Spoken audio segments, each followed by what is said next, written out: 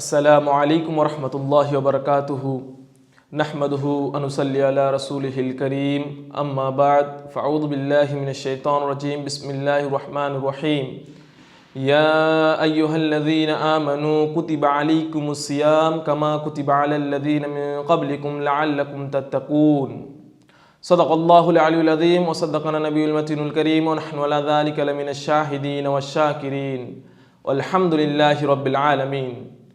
समस्त प्रशंसा समस्त तारीफ समस्त गुणाकीर्तन समस्त गुणाभाजन সেই মহান রব্বুল আলামিনের দরবারে নিবেদিত, যিনি এক ও অদ্বিতীয় ওয়াহদাহু লা শরীক, যার কোনো শরীক নেই, তার প্রতি সকলে মিলে একবার ভক্তি ভরে শুকরিয়া আদায় করি, বলি আলহামদুলিল্লাহ। তারপরে পরে আমিনাল্লাল মুরুর দুলাল আকায়ে নামদারে তাজদারে মদিনা আহমদে মুজতাবা মুহাম্মদে মুস্তাফা সাল্লাল্লাহু আলাইহি ওয়াসাল্লাম, যিনি না আসলে এ আসমান হতো না, এই জমিন হইতো না, এই কুল কায়নাতকে সৃষ্টি করতেন না আল্লাহ তাআলা, তার প্রতি সকলে মিলে ভক্তি ভরে একবার দরুদে নাজরানা পেশ করি, বলি আল্লাহুম্মা সাল্লি আলা সাইয়্যিদিনা মাওলানা মুহাম্মাদ ওয়া আলা আলি সাইয়্যিদিনা ওয়া আলা আলি সাইয়্যিদিনা মাওলানা মুহাম্মাদ। ব্রাদার মিল্লাতে ইসলামিয়া, আমরা রমজান মাসে পা দিয়ে ফেলেছি। এই পবিত্র রমজান মাস এমন এক পবিত্র মাস, যার কথা আল্লাহ তাআলা কোরআন মাজিদের মধ্যে ইরশাদ করে বলেছেন যে ইয়া আইয়ুহাল্লাযীনা আমানু কুতিবা আলাইকুমুস সিয়াম, হে ঈমানদারগণ, হে বিশ্বাসীগণ, তোমাদের জন্য নামাজ, তোমাদের জন্য রোজা ফরজ করা হয়েছে, অথরূপ যে রূপ তোমাদের পূর্ববর্তীদের উপর কি করা হয়েছে, রোজা ফরজ করা হয়েছিল। বলুন সুবহানাল্লাহ। অর্থাৎ আল্লাহ তাআলা এই আয়াতের মধ্যে এই বোঝাতে চাইছেন যে তোমাদের উপর রোজা ফরজ করা হয়েছে, তোমরা কি করো, রোজা রাখো। হুজুর সাল্লাল্লাহু তাআলা আলাইহি সাল্লাম হাদিসের মধ্যে বর্ণনা করছেন যে বুনিয়াল ইসলাম আলা খামসিন, যে ইসলামের স্তম্ভ হলো পাঁচটি। প্রথম কি, আশহাদু আল্লা ইলাহা ইল্লাল্লাহ ওয়া আশহাদু আন্না মুহাম্মাদান আবদুহু ওয়া রাসূলুহু, এবং দ্বিতীয় ইকামাস সালাত ওয়া ইতাউজ যাকাত ওয়া তাহাজ্জুল বাইত ওয়া তাসুমু রমাদান, তোমরা কি করো, নামাজ পড়ো, যাকাত প্রদান করো এবং কাবা শরীফের হজ করো। আর আখেরি একটি, সেটা কি, জি তোমরা রমজান মাসে রোজা রাখো। তো আজকে আমরা এই রমজান মাসের সম্বন্ধে এবং এই রোজার সম্বন্ধে আমরা বেশ কিছু জ্ঞান অর্জন করব ইনশাআল্লাহ। যে রমজান মাস, এই মাসকে আল্লাহ তাআলা বরকতময় বানিয়েছেন, তো কতটুকু বরকতময় এই মাসটাকে বানিয়েছেন আল্লাহ তাআলা। আল্লাহ তাআলা এই উম্মতে মুহাম্মাদিকে কষ্ট দিতে চান না বলে, আল্লাহ তাআলা এই উম্মতে মুহাম্মাদিকে দোজখে ফেলে দিতে চান না, সেই জন্য আল্লাহ তাআলা আমাদের জন্য একটা ছোট্ট প্যাকেজ দিয়ে গেছেন, যে শর্ট টাইম প্যাকেজ, যেটা কি খুবই অল্প সময়ে বড় জিনিস। যে আল্লাহ তাআলা বলেছেন যে রমজান মাসের প্রত্যেকটি জিনিসের ৭০ থেকে ৭০ গুণ বেশি হয়। কেউ যদি একটা সুন্নত পড়ে, কেউ যদি একটা ফরজ পড়ে, তাহলে ৭০ গুণ ফরজ হবে। কেউ যদি একটা নফল নামাজ বা নফল কোনো কাম করে, তাহলে তার সওয়াব বেড়ে কি হবে, ফরজের সমতুল্য হয়ে যাবে। তাহলে বোঝা যায় যে এক মাসের সমতুল্য ৭০ মাস। যে এক মাস যে ইবাদত করলো, সেই ৭০ মাসের সমান ইবাদত করার সওয়াব পেল। বলুন সুবহানাল্লাহ। তাহলে বোঝা গেল যে এক মাস আমরা ইবাদত করলে ৭০ মাসের আমরা সওয়াব পাবো। আল্লাহ তাআলা এই রমজান মাসকে এতটাই বরকতময় করে তুলেছেন। এবং আল্লাহ তাআলা শুধু কি বরকতময় করে তুলেছেন, শুধু তাই না, আল্লাহ তাআলা আমাদেরকে সম্মানের সহিত ডেকে বলছেন যে এ বিশ্বাসীগণ, ইয়া আইয়ুহাল্লাযীনা আমানু, এ বিশ্বাসীগণ, তোমাদের উপর রোজাকে ফরজ করা হয়েছে। তো আমরা জেনে নিব যে রোজা কি শুধু আমাদের উপর ফরজ করা হয়েছে, আমরা এমন কি দোষ করেছি যে আমাদের উপর আল্লাহ তাআলা কি করেছে, রোজা ফরজ করে দিয়েছেন। তো এখান থেকে আল্লাহ তাআলা আমাদের মুমিনের হৃদয়ের মধ্যে শান্তি দেওয়ার জন্য আল্লাহ তাআলা বলছেন যে ঈমানদারগণ, এ মুমিনগণ, তোমাদের জন্য শুধু না, তোমাদের পূর্ববর্তী লোকেদের কাছেও, তোমাদের পূর্ববর্তী যারা ছিল তাদেরও উপর রোজা ফরজ করা হয়েছিল। যেমন আদম আলাইহিস সালামের উপর প্রত্যেক মাসের 3 দিন করে রোজা রাখা ফরজ ছিল, এবং হযরতে মুসা আলাইহিস সালামের জামানায় মুসা আলাইহিস সালামের উপর আশুরার দিনে রোজা রাখা ফরজ ছিল। এবং হিজরি 2 সালে 10 শাওয়াল মাসে হুজুর সাল্লাল্লাহু তাআলা আলাইহি ওয়াসাল্লাম উপর এই উপদেশ আসে যে তোমরা রোজা করো। প্রথমত আমাদের রোজার তারতিব কি ছিল আমরা সেটা জেনে নেব, যে আমাদের এই রোজা কোথা থেকে এসেছে, প্রথমে কোন দিন ছিল। এখন আমাদের রমজান মাস আসছে, কিন্তু প্রথমে কোথায় ছিল? তো রমজান মাসের পূর্বে সর্বপ্রথম আল্লাহ তাআলা আমাদের উপর রোজা ফরজ করেন। রোজা ফরজ করার পর তিনি কি করেন, যে প্রথমত আমাদের রোজা ফরজ ছিল আশুরার দিনে। কোন দিনে? যে আশুরার দিনে রোজা শুধু ফরজ ছিল। তারপর সেটাকে পরিবর্তন করে কি করে দিয়েছে, যে মাসের 3 দিন, মাসের 3 দিন, সেই 3 দিন কোন দিন? মাসের মধ্যবর্তী যেই 3 দিন, সেই 3 দিনের রোজা আমাদের উপর ফরজ করে দিয়েছিল। তারপর সেটাকে পরিবর্তন করে আল্লাহ তাআলা একটি মাসকে নির্ধারিত করেছে, সেই মোবারক মাসকে নির্ধারিত করে আল্লাহ তাআলা এই রমজান মাসকে কি করেছেন, চিনিয়ে নিয়েছেন, রমজান মাসকে নির্ধারিত করে নিয়েছেন, এবং এই মাস পুরো 1 মাস রোজা রাখার জন্য আমাদের উপর ফরজ করে দিয়ে বলেছেন, ইয়া আইয়ুহাল্লাযীনা আমানু কুতিবা আলাইকুমুস সিয়াম, তোমাদের উপর রোজা নির্ধারিত করা হয়েছে, ফরজ করা হয়েছে। তো এখান থেকে বোঝা যায় যে আমাদের উপর রোজা প্রথমে কখন ছিল, যে আশুরার টাইমে ছিল, কিন্তু ধীরে ধীরে সেটা পাল্টাতে কোথায় এসেছে, আমাদের যে রমজান মাসের মধ্যে এসেছে, এই মোবারক মাসের মধ্যে এসেছে। এই মোবারক মাসের এমন ফজিলত, যে রমজান মাস এমন ফজিলতময় এবং বরকতময় মাস, এই মাসকে আমরা কেউ মিস করব না। এই মাসে আমরা যতটুকু পারি সওয়াব কামাবার চেষ্টা করব, কারণ আল্লাহ তাআলা উম্মতে মুহাম্মাদিকে আযাব দেওয়ার জন্য বানায়নি। আল্লাহ তাআলা আমাদেরকে 3 বার বাছাই করে উম্মতে মুহাম্মাদির এর গাড্ডায় ঢেলে দিয়েছে, উম্মতে মুহাম্মাদের দিকে দিয়ে দিয়েছে, এই জন্য যে উম্মতে মুহাম্মাদি এখনো পর্যন্ত যেন কোনো আযাবে মুবতালা না হয়, এই জন্য আল্লাহ তাআলা আমাদের পাঠিয়েছেন। তো আমাদের দরকার, আল্লাহ তাআলা আমাদের কি দরকার, যে প্রত্যেক দিনের 5 ওয়াক্ত নামাজ পড়া, এবং এই রমজান মাস ফরজ রোজা, সেই রোজা আদায় করা। রোজা আদায় কেমন ভাবে করব, যে রোজা আদায় করতে গেলে আমাদের বেশ কিছু নিয়ম পালন করতে হবে। যে রোজাদার আমরা, কিন্তু আমরা কি করি, অনেক কিছু গীবাত চুগলখুরি করে বেড়াই, তাহলে কি হয়, যে আমাদের রোজা কমজোর হয়ে যায়। উলামায়ে কেরামরা রোজাকে 3 ভাগে বিভক্ত করেছেন। যে উলামায়ে কেরাম বলেছেন যে রোজা সর্বপ্রথম যে সামান্য রোজা, মানে কম স্তরের লোকেরা যারা করে, সেই রোজা কিরকম রোজা, যে সে সারাদিন কিছু না খেয়ে কিছু না পান করে সে কিছু গুনাহ থেকে দূরে থাকে, এবং নিজের শারীরিক যে চাহিদা, সেই চাহিদা থেকে দূরে থাকে, সেটা হলো সব থেকে নিচু দরজার যে রোজা। এবং মধ্যম রোজা কোনটা, যে আল্লাহ তাআলা উলামায়ে কেরামরা বলছেন যে ওই রোজা, যেই রোজা আহার পানাহার থেকে এবং সমস্ত শারীরিক চাহিদা থেকে দূরে থাকা, এমনকি সমস্ত গুনাহার কাজ থেকে, যে সমস্ত গুনাহ কাজ, গীবাত, নামিমাত, চুগলখুরি, সমস্ত কিছু কাজ থেকে কি করা, দূরে থাকা, এটাকে কি বলে, দ্বিতীয় স্তর। এবং যে সব থেকে বড় স্তর, লাস্ট স্তর কি, যে সেটা হলো কি আউলিয়ায়ে কেরামরা একমাত্র সেইটা করে থাকে। সেটা কি, তারা মনে করে যে আল্লাহর জিকির ছাড়া তাদের কোনো রাস্তা নেই। যদি তারা 1 মুহূর্ত আল্লাহর জিকির ছেড়ে দেয়, তাহলে তাদের রোজা ভঙ্গ হয়ে যায়। তাদের রোজা কি হয়ে যায়, ভঙ্গ হয়ে যায়। তার ফলে তাদের রোজা ভঙ্গ হয়ে যায়। এই কথা চিন্তা করে তারা সর্বসময় কি করতে থাকে, আল্লাহর জিকির ও আজকারে মশগুল থাকে, তারা তাদের মেতে থাকে, এবং আল্লাহর কাছে গিরগিরিয়ে কান্না করে আল্লাহর কাছে দোয়া চাইতে থাকে, এবং ইস্তেগফার আর দরুদ আর আল্লাহ তাআলার জিকিরে মশগুল থাকে। সেটাই হলো কি সর্বোত্তম রোজা।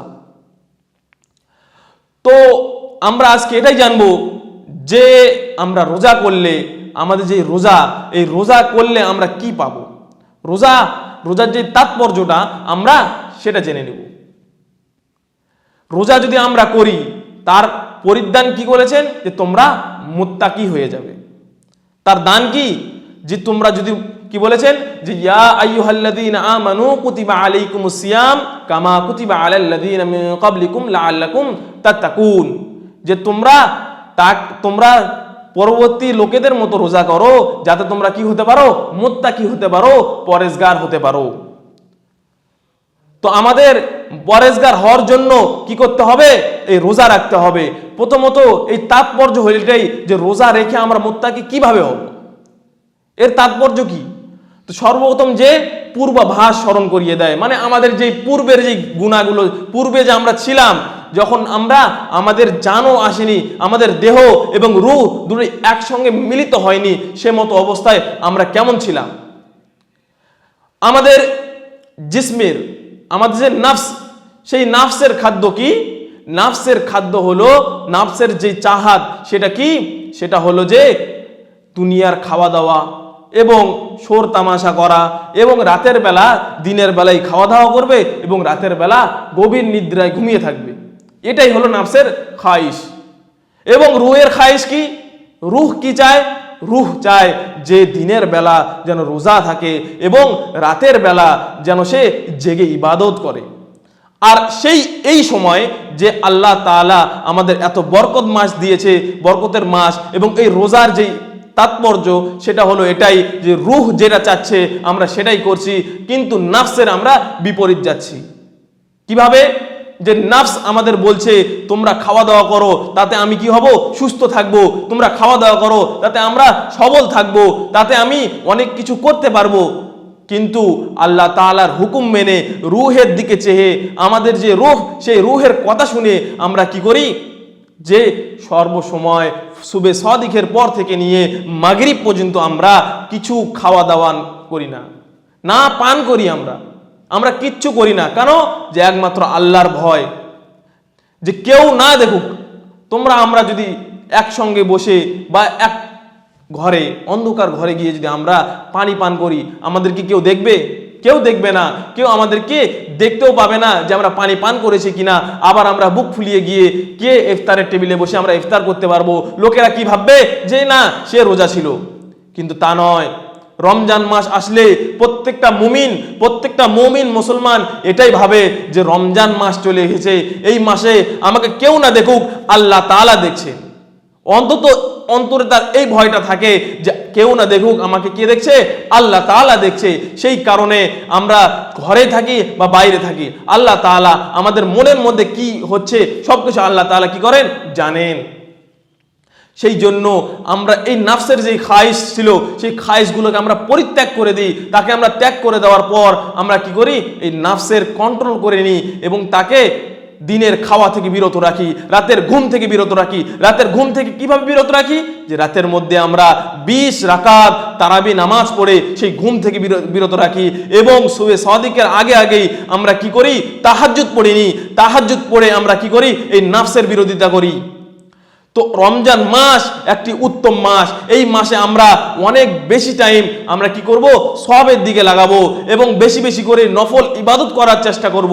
কারণ হুজুর সাল্লাল্লাহু তাআলা আলাইহি ওয়াসাল্লাম এই মাসে কি করতেন, সব থেকে কম ঘুমাতেন এবং কম খেতেন এবং দান সদকা বেশি করতেন।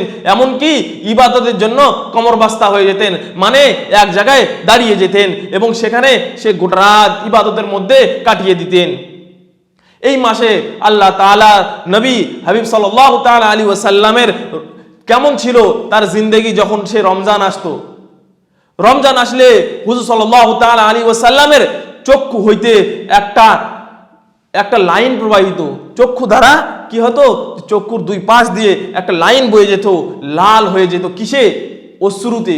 কারণ আল্লাহ নবী সাল্লাল্লাহু তাআলা আলাইহি ওয়াসাল্লাম কি করতেন, যে প্রত্যেক রাতে তিনি কি করতেন, কান্না করে করে আল্লাহর কাছে ক্ষমা মার্জনা চাইতেন এবং আল্লাহর কাছে উম্মতি উম্মতি বলে দোয়া করতেন এবং এই রাতকে ইবাদতের মধ্যে কাটিয়ে দিতেন। আয়েশা সিদ্দিকা রাদিয়াল্লাহু তাআলা আনহা বলছেন যে রাসূল সাল্লাল্লাহু তাআলা আলাইহি সাল্লাম এতটাই ইবাদত করতেন যে এই এক মাসের মধ্যে হুজুর সাল্লাল্লাহু তাআলা আলাইহি সাল্লামের কদম মোবারক কি হতো, ফুলে যেত। ইবাদত করে দাঁড়িয়ে থেকে থেকে হুজুর সাল্লাল্লাহু আলাইহি সাল্লামের পা মোবারক ফুলে যেত, তবু তিনি নফল নামাজের মধ্যে কোনো কম করতেন না। তো এখান থেকে বোঝা গেল যে হুজুর সাল্লাল্লাহু তাআলা আলাইহি সাল্লামের আমরা প্রেমিক, আমরা হুজুর সাল্লাল্লাহু তাআলা আলাইহি সাল্লামকে ভালোবাসি। তো আমরা হুজুর সাল্লাল্লাহু তাআলা আলাইহি সাল্লামের মতো জীবনযাপন করার চেষ্টা করব ইনশাআল্লাহ। এমনকি আমরা যেই রোজার তাৎপর্য বলছিলাম সেটা একমাত্র হলো কি, রুহের খায়েশ করা এবং নাফসের যে খায়েশ থেকে দূরে থাকা। এবং এই রোজা করলে আর কি হয়, এই রোজা করলে যে নাফসের দুর্বলতাকে আমরা জেনে নিই। কি করি, যে নাফস খেতে চায়, নাফস পান করতে চায়, আমরা তাকে আরো দুর্বল করে দিই। আমাদের নাফসকে কি করি, দুর্বল করে দিই, যাতে সে আর গুনার দিকে লিপ্ত না হয়, আর গুনার দিকে সরে না যায়, আর গুনার দিকে কি প্রবাহিত না হয়। সেই জন্য আমরা এই রোজাকে কি করি, রোজার থেকে আমরা এটাই পাই যে নাফসকে আমরা কিভাবে দুর্বল করতে পারি। এমনকি এই মাসে আমরা যখন রোজা রাখি তখন আমরা ক্ষুধার্ত বোধ করি কি না? আমরা কি করি, ক্ষুধার্ত বোধ করি।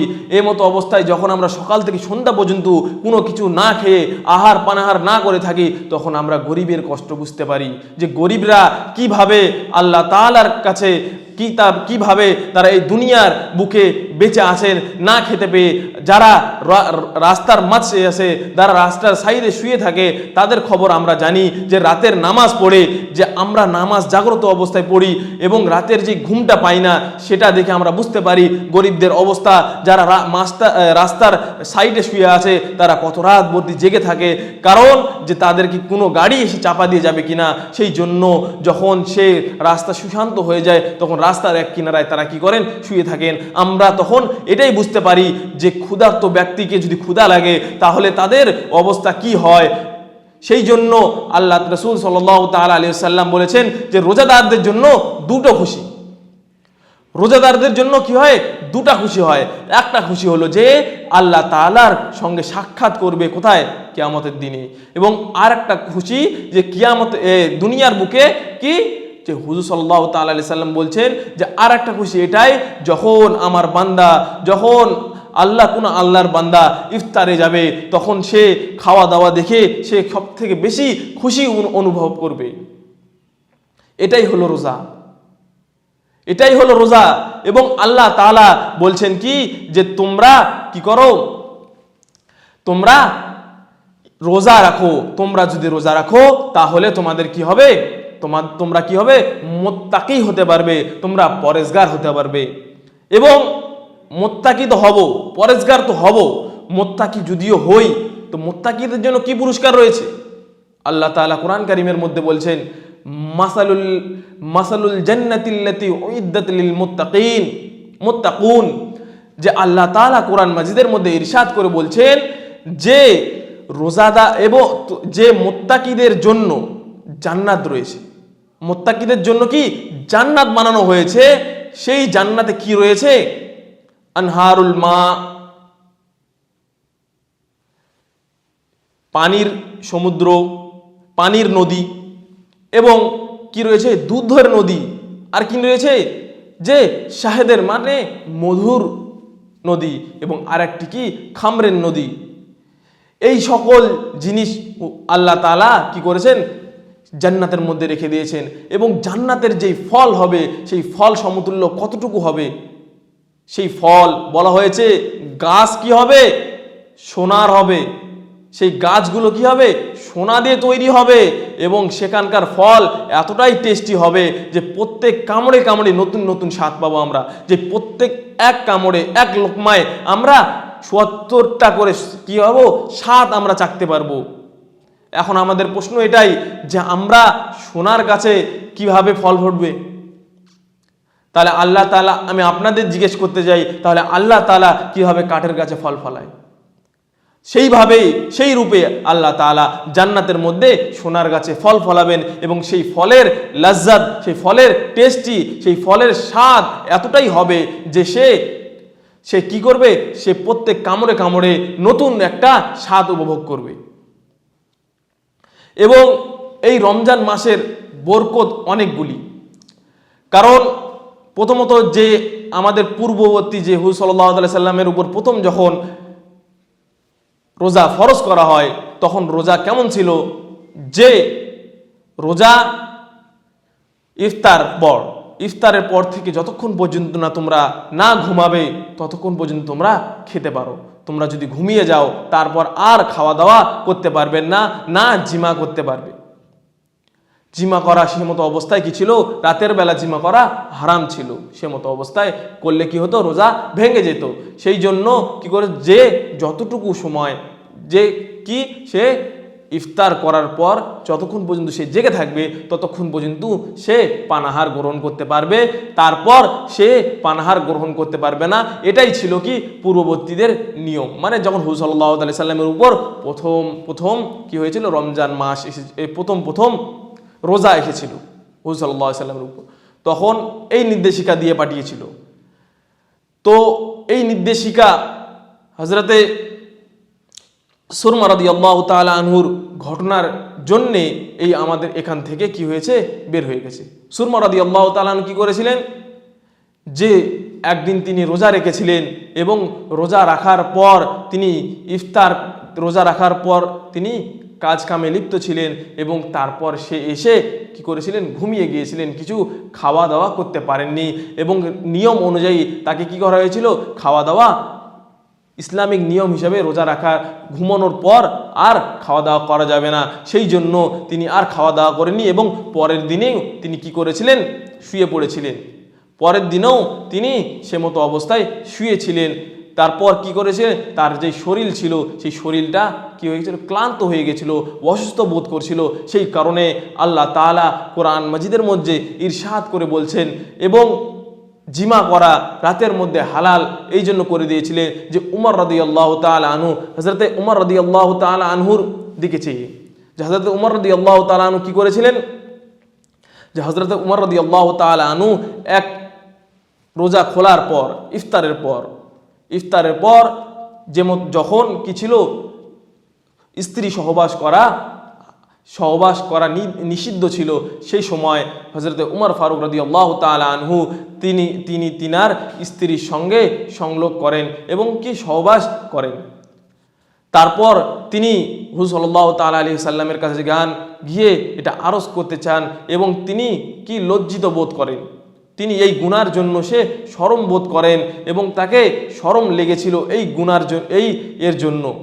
সে মতো অবস্থায় আল্লাহ তাআলা এই দুটি কারণে আল্লাহ তাআলা একটি আয়াত নাজিল করেছিলেন।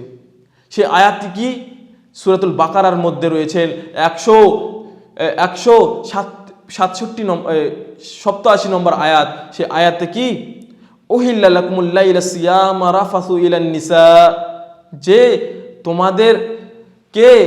তোমাদের উপর হালাল করা হয়েছে কিসের জন্য, যে তোমাদের স্ত্রীদের দিকে ধাপিত হওয়ার জন্য, স্ত্রীদের দিকে যাওয়ার জন্য তোমাদের উপর হালাল করা হয়েছে। মানে তোমাদের স্ত্রীর সঙ্গে সহবাস করা হয়েছে, হালাল করা হয়েছে। হুন্না লিবাসুল লাকুম ওয়া আনতুম লিবাসুহুন্না, যে তিনারা কি তোমাদের লিবাস, তোমাদের কাপড় এবং তোমরা তাদের কাপড়। এমতো অবস্থায় তোমরা তাদের সাথে আওরাত এবং সে তোমাদের সাথে আওরাত। এবং কি বলেছেন, যে এখানে আখির আয়াতের মধ্যে বলেছেন যে তোমরা যদি চাও তো এই মাসে কি করতে পারো, ওয়াকুলু ওয়াশরাবু হাত্তা ইয়াতাবায়্যানা লাকুমুল খাইতুল আবিয়াত মিন খাইতিল আসওয়াদি মিন ফাজরি সুম্মা আতিম্মা সিয়ামা ইলাল লাইল, যে তোমরা কি করতে পারো, এই রাতে কি করতে পারো, রোজ ঘুমোতে পরেও তোমরা গোটা রাত কি করতে পারো, খাওয়া দাওয়া করতে পারো, যতক্ষণ পর্যন্ত না আকাশের কালো দাগ থেকে সাদা দাগ বের হয়ে না আসে। মানে যখন কালো বর্ণের পর যে সাফেদি মানে সুবে সাদিকের কথা বলা হয়েছে, যে সুবে সাদিক যতক্ষণ পর্যন্ত না আসে ততক্ষণ পর্যন্ত তোমরা আহার ও পানাহার করতে পারবে এবং স্ত্রী সহবাসও করতে পারবে। কিন্তু যখন তোমরা মসজিদের মধ্যে ইত্তেকাফে বসবে, যখন তোমরা মসজিদের মধ্যে বৈঠক থাকবে, কোথায় ইত্তেকাফে, তখন তোমরা কি করবে, যে তোমরা তোমাদের স্ত্রীর সঙ্গে মেলামেশা করবে না, অর্থাৎ সহবাস করবে না। সে মতো অবস্থায় তোমাদের উপর সহবাস করা কি থাকলো? মানা থাকলো। এবং এটাই আল্লাহ তাআলার কি হাদ, মানে এটাই আল্লাহ তাআলার গণ্ডি, এর তোমরা পার করিও না। এবং এটাই কি আল্লাহ তাআলার গণ্ডি, এবং এটাতে আল্লাহ তাআলা মুত্তাকিনদের জন্য এতটুকুই মাফ করেছে, যে যারা মুত্তাকি তাদের জন্য এতটুকু ছাড় রমজান মাসে আমাদের দিয়ে দিয়েছে। চলুন আজকে আমরা আরেকটু জেনে নিই যে রাসূল সাল্লাল্লাহু তাআলা আলাইহি ওয়াসাল্লাম এই রমজান মাসের গুরুত্বপূর্ণ কি কতটা দিয়েছে। এই রমজান মাসের বিষয়ে হুজুর সাল্লাল্লাহু তাআলা আলাইহি সাল্লাম আমাদের কতটা পরিশ্রম করিয়েছে এবং কতটা কথা বলে গিয়েছে যে এই রমজান মাস যদি আসে তাহলে এই মাসে আমাদের কি করতে হবে, এই রমজান মাসে আমাদের কি করতে হবে এবং এই রমজান মাসের ফজিলত কি, সে মতো আমরা আলোচনা করবো আজকে ইনশাআল্লাহ। যে রমজান মাসের ফজিলত হলো এই যে হযরত আবু হুরায়রা রাদিয়াল্লাহু তাআলা আনহু থেকে বর্ণিত রয়েছেন যে নবী করিম সাল্লাল্লাহু তাআলা আলাইহি সাল্লাম বলেছেন যে আসিয়ামু জুন্নাতুন, আসিয়ামু জুন্নাতুন, সিয়াম অর্থাৎ রোজা, রোজা কি ঢাল স্বরূপ। ঢাল কাকে বলা হয়? যে যোদ্ধারা যারা যুদ্ধের ময়দানে যায় তাদেরকে প্রোটেক্ট করার জন্য, তাদেরকে সেলফ প্রোটেক্ট করার জন্য কি করে? একটা ঢাল ব্যবহার করা হয়। সেই ঢাল আমাদের কি? রোজা হলো আমাদের ঢাল, কিন্তু এটা যুদ্ধের ময়দানের ঢাল না, এটা হলো কাল কিয়ামতের ঢাল, এটা হলো সেই কবরের আযাব থেকে বাঁচানোর ঢাল। যে রোজা আমাদেরকে কি করবে? কবরের আযাব থেকে বাঁচিয়ে দেবে। এই কবরের আযাব হইতে আমাদেরকে ঢাল স্বরূপ কাম করবে, হুজুর সাল্লাল্লাহু তাআলা আলাইহি সাল্লাম বলেছেন। আর হুজুর সাল্লাল্লাহু তাআলা আলাইহি সাল্লামের কথা কখনো মিথ্যা হতে পারে না। এবং কি হুজুর সাল্লাল্লাহু তাআলা আলাইহি ওয়াসাল্লাম আরো বলছেন যে মান সামা রমাদান ঈমানান ওয়া ইহতিসাবান গুফিরা লাহু মা তাকদ্দামাহু মিন যামবিহি। কি বলেছেন? যে ব্যক্তি ঈমান ও সাওয়াবের প্রত্যাশায় আশায় রমজান মাসের রোজা রাখবে, তার পূর্বের সমস্ত যেই গুনাহ, সেই গুনাহগুলোকে কি করে দেওয়া হবে? মাফ করে দেওয়া হবে। আল্লাহর হাবিব সাল্লাল্লাহু তাআলা আলাইহি ওয়াসাল্লাম বলছেন যে ব্যক্তি এই মাসে কি করবে? ঈমান শহীদ এবং ঈমানের সহিত সওয়াবের আশা প্রত্যাশায় সে যদি রোজা রাখে, সকাল থেকে সন্ধ্যা পর্যন্ত না খেয়ে কোনো প্রকার গুনাহ কাজ না করে সে যদি রোজা রাখে, তাহলে তার একই যে তার পিছের যেতগুলো গুনাহ ছিল সেই গুনাহ খাতাকে আল্লাহ তাআলা কি করে দেয়? মাফ করে দেন। এমনকি আরও বলেছেন যে আল্লাহ তাআলা এর প্রতিদান কিভাবে দিতে চান, আল্লাহ তাআলা এর প্রতিদান কিভাবে দেন, আমরা আজকে সেটা জেনে নেব। যে আল্লাহ তাআলা এর প্রতিদান এইভাবে দেন যে আল্লাহ তাআলা বলছে, হুজুর সাল্লাল্লাহু তাআলা আলাইহি সাল্লামের বর্ণিত, যে আবু হুরায়রা রাদিয়াল্লাহু তাআলা বর্ণিত রয়েছেন, হুজুর সাল্লাল্লাহু আলাইহি সাল্লাম বলেছেন যে কুল্লু আমালি ইবনে আদম লাহু ইল্লা সিয়াম। যে বানু আদম মানে আদম সন্তানের সমস্ত আমল তার জন্য, শুধু রোজা ছাড়া। বানু আদমের সমস্ত কিছু, সমস্ত যেই আমল, সেই নেক আমল সে তার জন্য, শুধু রোজা ছাড়া। এবং কি বলেছেন? ফাইন্নাহু লি ওয়া আনা আজজা বিহি, ফাইন্নাহু লি ওয়া আনা আজজা বিহি। আল্লাহ তাআলা বলছেন এটা আমার জন্য। রোজা কি? বেশক রোজা, নিশ্চয়ই রোজা আমার জন্য এবং আমি তার প্রতিদান দেব। যে রোজা আমার জন্য এবং আমি তার প্রতিদান দিব। এখান থেকে বোঝা যায় যে আমাদের মধ্যে প্রত্যেক ইবাদতের কিছু সওয়াব রয়েছে, কিছু গাণিতিক সওয়াব রয়েছে, যেটা আমরা 10 নেকি পাবো বা 100 নেকি পাবো বা 1000 নেকি পাবো, এরকম করে লিপিবদ্ধ করা আছে। কিন্তু সেই রোজার যে সারপ্রাইজটা আছে, যে আমাদের পুরস্কারটা আছে, সেই পুরস্কারটা আল্লাহ তাআলা আমাদের সারপ্রাইজই রেখে দিয়েছে। যে আল্লাহ তাআলা আমাদেরকে কি দিবেন সেটা আমরা নিজেও জানি না। কারণ আল্লাহ তাআলা বলছেন যে আমার বান্দাদের উপর আমি কি করব? এমন রোজাদারদের জন্য আমরা কি করব? যে তার জন্য সওয়াব আমি নিজেই দিব। তার যে জাযা, তার যে প্রতিদান, সেই প্রতিদান আমি কি করব? নিজেই দিব। সেই কারণে আল্লাহর হাবিব সাল্লাল্লাহু তাআলা আলাইহি ওয়াসাল্লাম বুখারী শরীফের মধ্যে এই হাদিসটি বর্ণনা করছেন। তো আমাদের জানা উচিত যে এই মাস এত বরকতময় মাস এবং এই মাসকে আমরা বেশি বেশি করে সওয়াবের আশায় পালন করার চেষ্টা করব। এমনকি তিরমিজি শরীফের মধ্যে বর্ণনা রয়েছেন যে এই মাসকে কি করা হয়েছে, 3 ভাগে বিভক্ত করা হয়েছে। কয় ভাগে? এই মাসকে 3 ভাগে বিভক্ত করা হয়েছে। প্রথম হলো কি, প্রথম 10 দিন, সেই 10 দিন হলো রহমতের 10 দিন, এবং মাঝখানের যেই 10 দিন, সেই 10 দিন হলো মাগফিরাতের 10 দিন, এবং লাস্টের শেষের যেই 10 দিন, সেই 10 দিন হলো কি ইতকুম মিনান নার, জাহান্নাম থেকে মুক্তি পাওয়ার 10 দিন।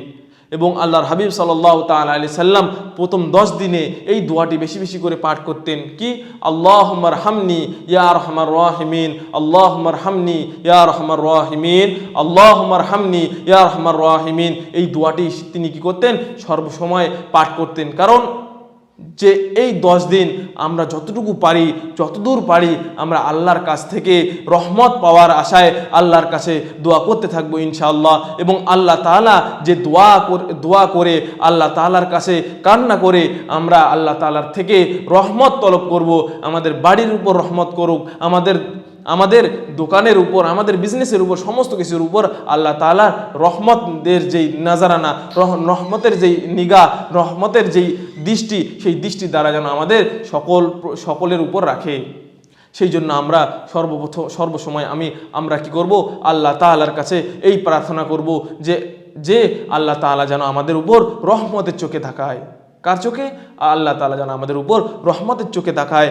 এবং এই মাসকে আল্লাহ তাআলা এত মর্যাদাপূর্ণ করে বানিয়েছেন, এবং এই মাসে আল্লাহ তাআলা 3টি জিনিস করে রেখেছেন।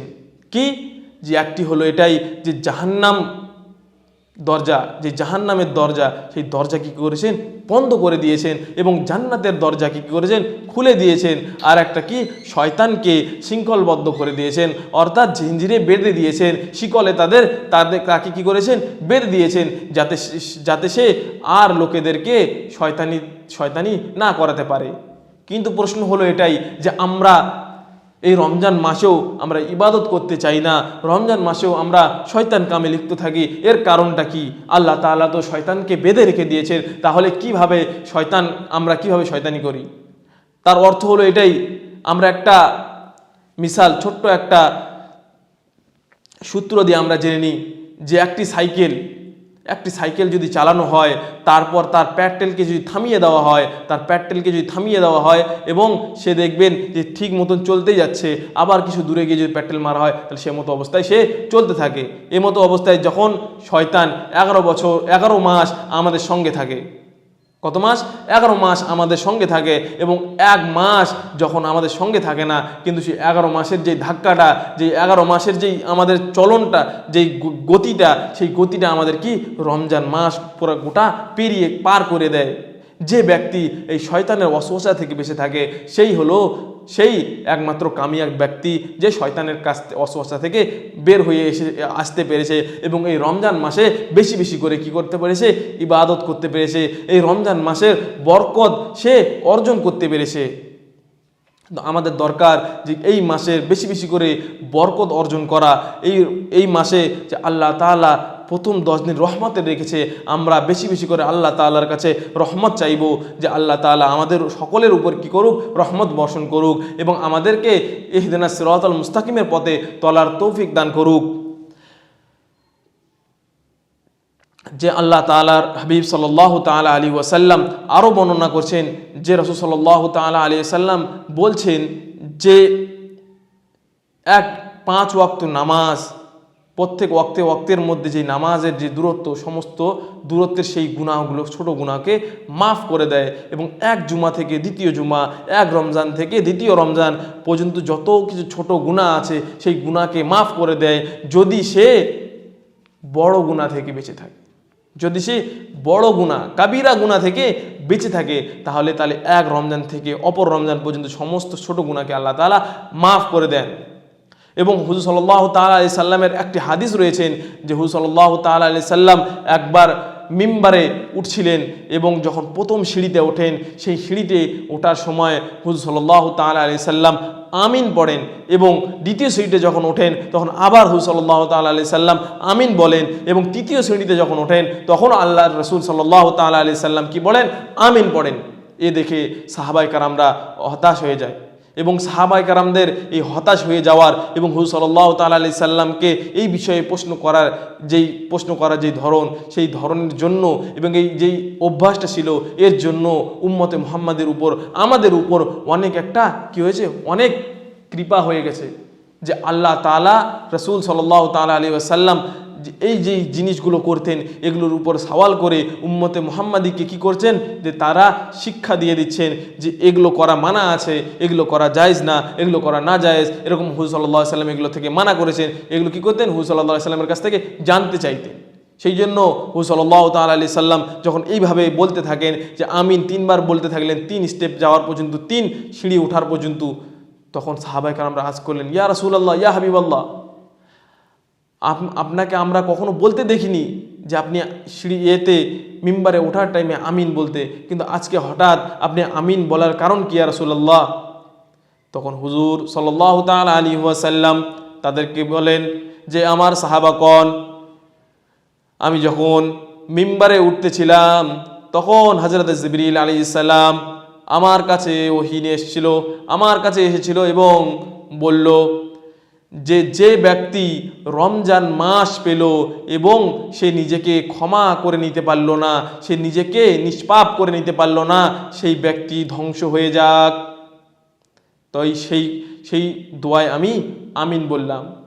তারপরে সিঁড়িতে যখন উঠলাম তখন জিবরিল আমিন আবারও দোয়া করলেন, ইয়া রাসূলুল্লাহ, ইয়া হাবিবাল্লাহ, যার কাছে বৃদ্ধ পিতামাতা রয়েছে এবং সে তার সেবা যত্ন করতে পারেনি এবং পিতামাতা থাকার পরেও তার সেবা যত্ন করতে পারেনি এবং সে জান্নাত হাসিল করতে পারেনি, সে যেন ধ্বংস হয়ে যায়। কি বললেন? সে যেন ধ্বংস হয়ে যায়। দোয়া কে করছেন? দোয়া জিবরিল আলাইহিস সালাম করছেন এবং তার উত্তরে আমি আমিন বললাম। এবং লাস্টের এটাই যে ব্যক্তি হুজুর সাল্লাল্লাহু তাআলা আলাইহি ওয়াসাল্লামের নাম শোনে এবং দরুদ না পড়ে সেই ব্যক্তি ধ্বংস হয়ে যাক।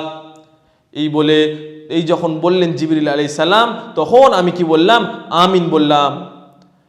তো এখান থেকে বোঝা গেল আল্লাহ রাসূল সাল্লাল্লাহু তাআলা আলাইহি ওয়াসাল্লাম যে রমজান মাসের বরকতময় মাস, এই মাসে যতটুকু আমাদের যত প্রত্যাশা দিয়েছেন ততটুকু মানাও করেছেন যে এই মাসে কোনো গুনাহ করা যাবে না এবং এই মাসে আমাদের এতটাই সতর্ক করে দিয়েছেন যে তোমরা এই মাস পেলে তোমরা কি করো, নিজেকে একটা শুদ্ধ মুসলমান বানিয়ে নাও, নিজেকে পরিশুদ্ধ করে তোলো, নিজেকে তওবার দ্বারা পরিশুদ্ধ করে তোলো। সেই জন্য এই মাস এমন মাস, যে মাস কি হলো, যে তওবা করার মাস। এই মাস কেউ যদি তওবা করে তে আল্লাহ রাসূল সাল্লাল্লাহু তাআলা সাল্লাম বলছেন যে তার তওবা কবুল করা হয় এবং এই মাসের প্রত্যেক আমলের সওয়াব 70 গুণ বেড়ে যায়, প্রত্যেক আমলের সওয়াব 70 গুণ বেড়ে যায় এবং এই মাসে কোরআন নাজিল হওয়ার কারণে এই মাসের বরকত আরও বাড়িয়ে দিয়েছে। তো আমাদের যেন আল্লাহ তাআলা এই মাসে সহি সালামত ভাবে আমাদের রোজা রাখা তৌফিক আতা ফরমায়। রব্বানা তাকাব্বাল মিন্না ইন্নাকা আনতাস সামিউল আলিম ওয়া তুব আলাইনা ইন্নাকা আনতাত তাওয়াবুর রহিম। या इलाही हर जगह तेरी अता का साथ हो, जब बड़े मुश्किल शह मुश्किल कुशा का साथ हो। या इलाही भूल जाओ नज़ा की तकलीफ़ को, शाहिद दर उसने मुस्तफ़ा का साथ हो। रब्बना तक़ब्बल मिन्ना इन्नका अंतस सामिउल अलीम व तुब अलैना इन्नका अंतात तव्वाबुर रहीम। या रब्बुल आलामीन, আমরা তখন থেকে যতক্ষণ পর্যন্ত আমরা কি করেছিলাম, যে আমরা হুজুর সাল্লাল্লাহু তাআলা আলাইহি সাল্লামের উপর দুরূদ পড়েছি এবং কোরআনের তাফসীর করেছি। মওলা, আমাদের সমস্ত গুনাহ খাতাকে তুমি মাফ করে দাও।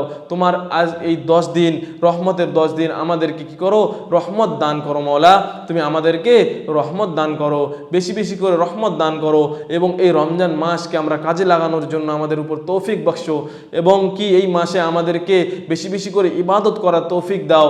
ইয়া মওলা, আমাদের সমস্ত গুনাহ খাতাকে তুমি মাফ করে দাও এবং আমাদের কবরের মধ্যে আমাদের এর আহলের মধ্যে কবরে যারা যারা শুয়ে আছে মওলা, তাদেরকে তুমি তাদের কবরকে তুমি জান্নাতবাসী করে দাও মওলা, তাদের কবরে তুমি জান্নাতের খাওয়া, জান্নাতের মাওয়া, জান্নাতের পোশাক দান করো মওলা ইয়া রাব্বুল আলামিন।